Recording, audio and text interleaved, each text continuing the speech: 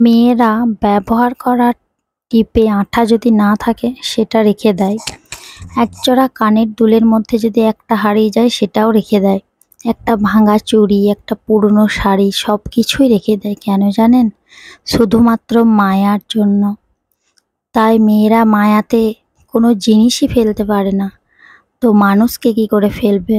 তাই সে যত কষ্ট দেয়া, অত্যাচার করা, সম্পর্ক না টিকিয়ে রাখা, সেই মানুষটাকেও তারা আগলে ধরে রাখে। কেন জানেন? শুধুমাত্র মায়ার জন্য। সেই মায়াতে মেয়েরা শুধুমাত্র মায়ার বন্ধনে আটকে থাকে। কোনো কিছুকে ফেলতে পারে না। জীবনে সব কিছুকে আঁকড়ে ধরতে চায় তারা।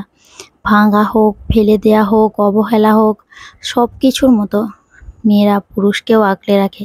কারণ মেয়েরা ভালোবাসতে জানে, আঁকড়ে ধরে থাকতে জানে, মায়ার বাঁধনে জড়িয়ে থাকতে জানে। কারণ তারা চায় না একটা সংসার নষ্ট হয়ে যাক। তারা চায় না তারা একাকিত্বভাবে জীবন কাটাক।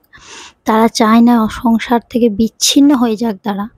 আর সেই জন্যই তারা শত বাধা, শত অন্যায় সব কিছুর সয়েও একটা পুরুষের সাথে তারা সারা জীবন কাটিয়ে দেয়।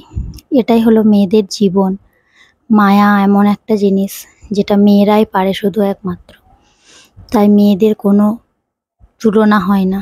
একটা ছেলের চাইতে একটা মেয়ে সংসারকে আঁকড়ে ধরে রাখে, একত্রিত করে রাখে।